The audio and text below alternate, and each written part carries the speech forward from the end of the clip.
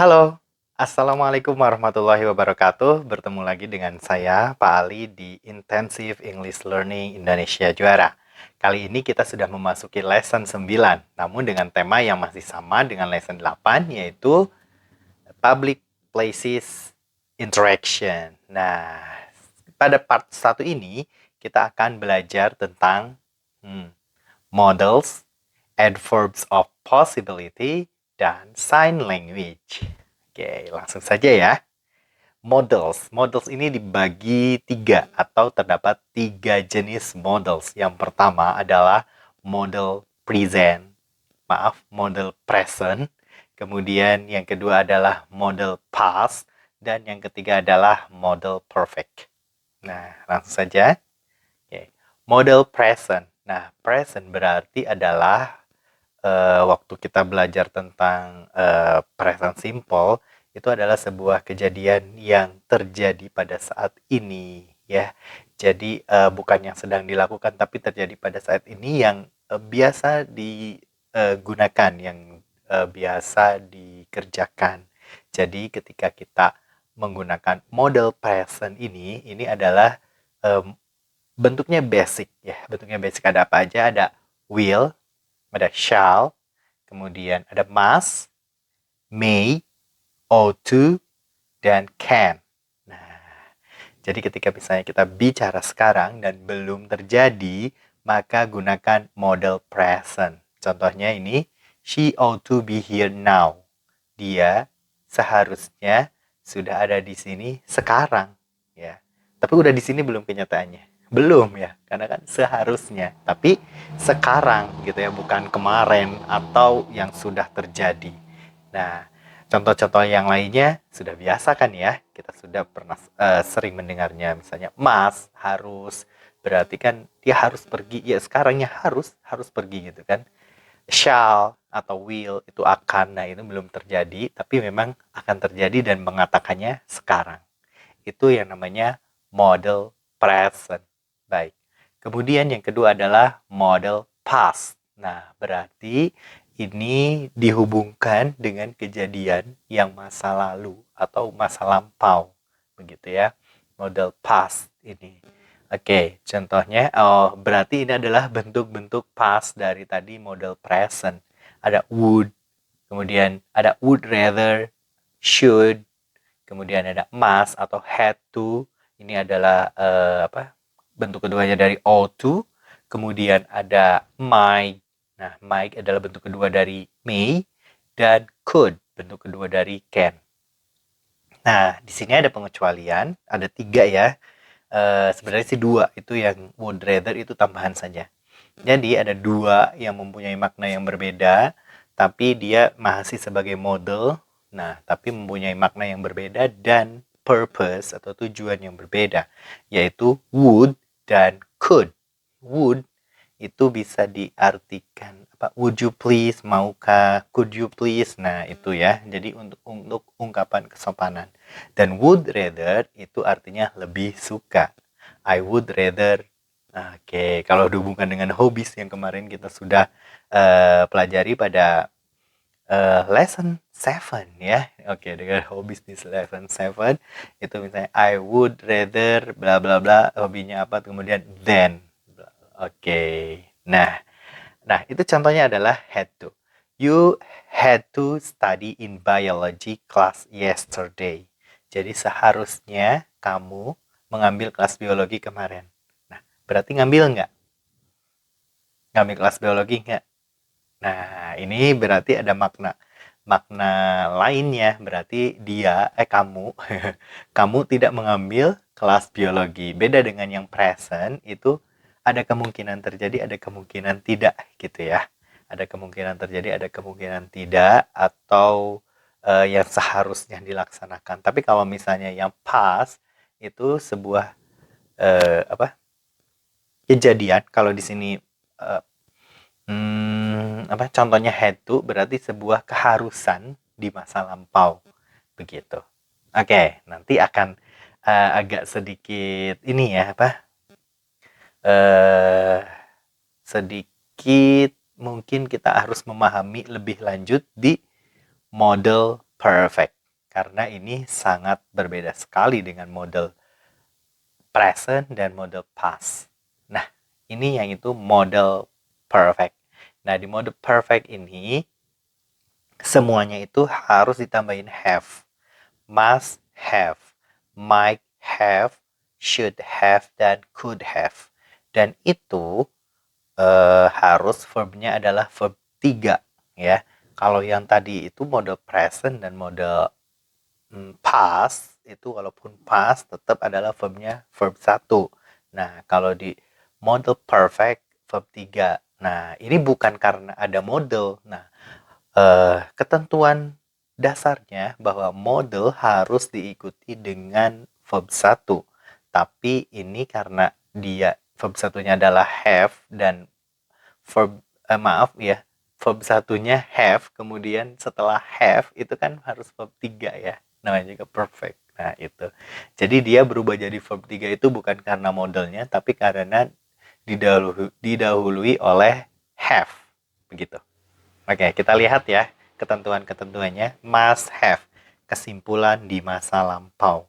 Ya, kesimpulan di masa lampau maksudnya tuh kesimpulan di masa lampau adalah must kan harusnya, tapi dia tidak melaksanakan gitu ya. Nah, berarti kan bisa disimpulkan contohnya, ini contohnya could have dan should have. Contohnya must have itu misalnya you must have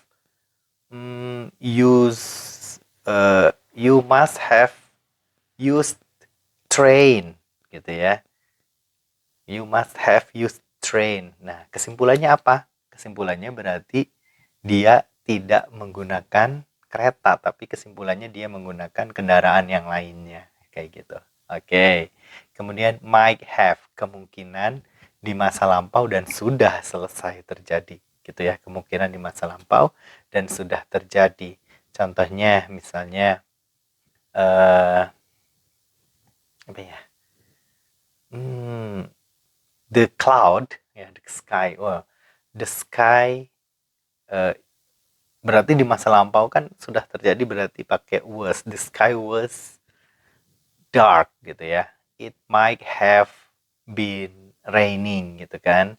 It might have been raining gitu. Kemungkinan hujan gitu. Tapi sudah terjadi kemungkinannya gitu. Sudah selesai kemungkinannya. Oke, terus kemudian should have, keharusan yang tidak dikerjakan. Nah, ini sama aja dengan must yang di pertama, tapi itu adalah kesimpulannya. Kita bisa menyimpulkan berbagai macam kesimpulan gitu ya. Tadi kan misalnya dia seharusnya naik kereta gitu. Tapi kan kesimpulannya gimana? Banyak kesimpulannya. Kesimpulannya misalnya dia naik kendaraan yang lain, kemudian atau dia datangnya telat atau apa. Oke. Should have, keharusan yang tidak dikerjakan. Nah, ini contoh ya yang di bawah ya. Anto didn't pass. He should have studied. Nah, begitu. Jadi karena dia tidak belajar, harusnya dia belajar, jadinya tidak lulus. Gitu. Oke. Kemudian yang kedua yaitu Anto could have done the homework himself. Gitu ya. Yang could have itu kemampuan yang tidak digunakan.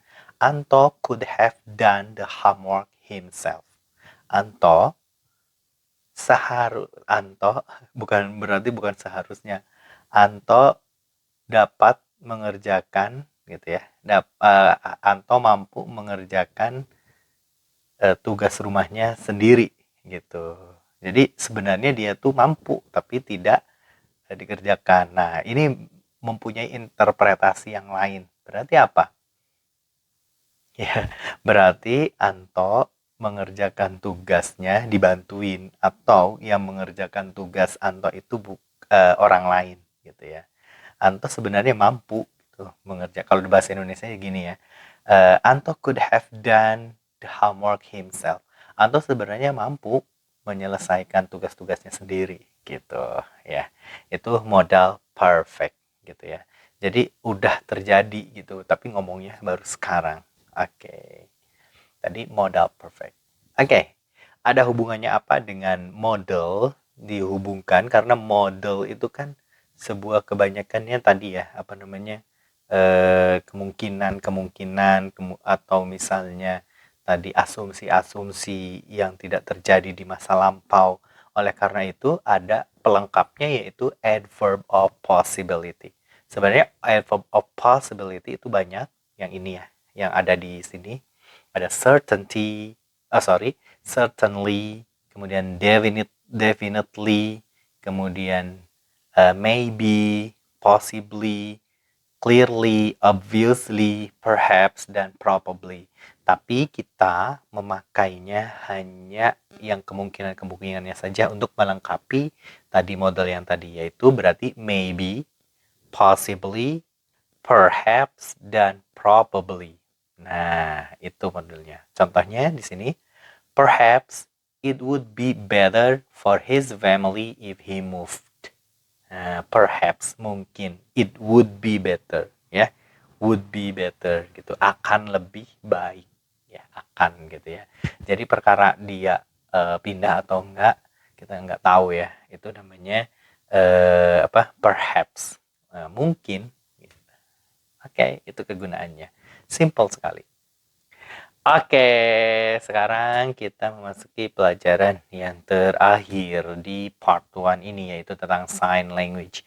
Sign language ini, sign language ini sebenarnya kalau di silabus sih body language ya, body language, tapi lebih enaknya sih kalau misalnya kita ngajarin kalau gesture orang itu kan kita sudah paham semuanya body language, what it mean, makanya ya apa itu maksudnya. Tapi kita akan lebih jauh lagi, yaitu belajar tentang sign language atau biasa kita kenal dengan American Sign Language, yaitu bahasa isyarat ya untuk orang bisu, mute person ya. Ada A, B, C, D, E, F, G gini ya, harus gini.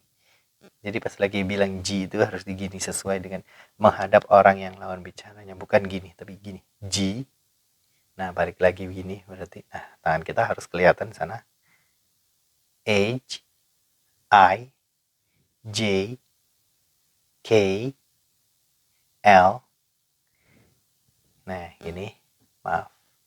M, N, O, P, sorry, aku jadi P, ini ya, P, Q,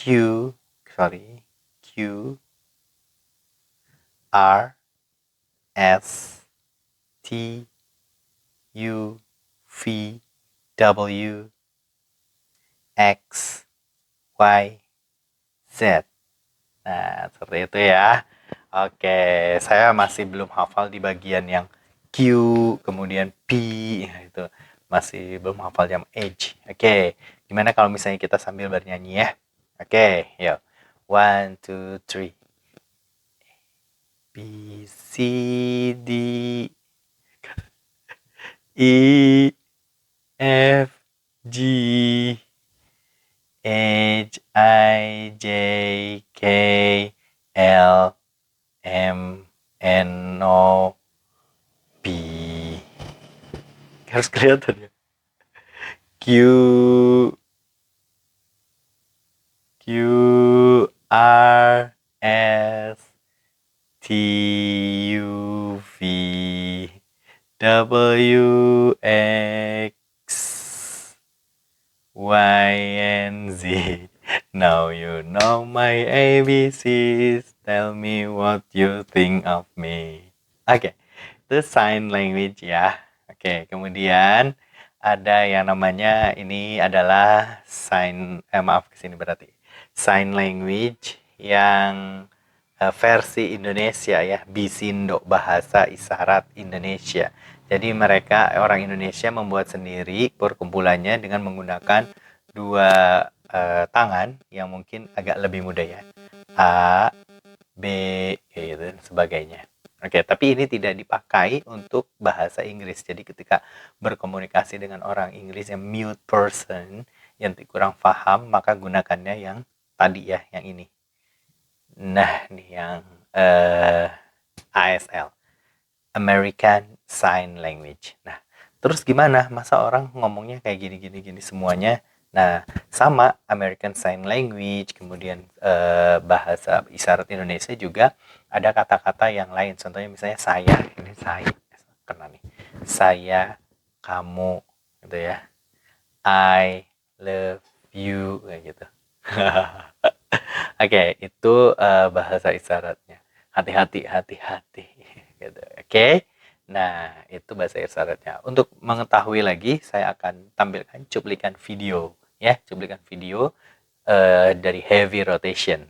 Ini ya cuplikannya. Dia mute person yang nyanyi dengan bahasa ASL, American Sign Language. Ini dia. Tada. Oh senangnya miliki perasaan ini, ku sangat merasa beruntung.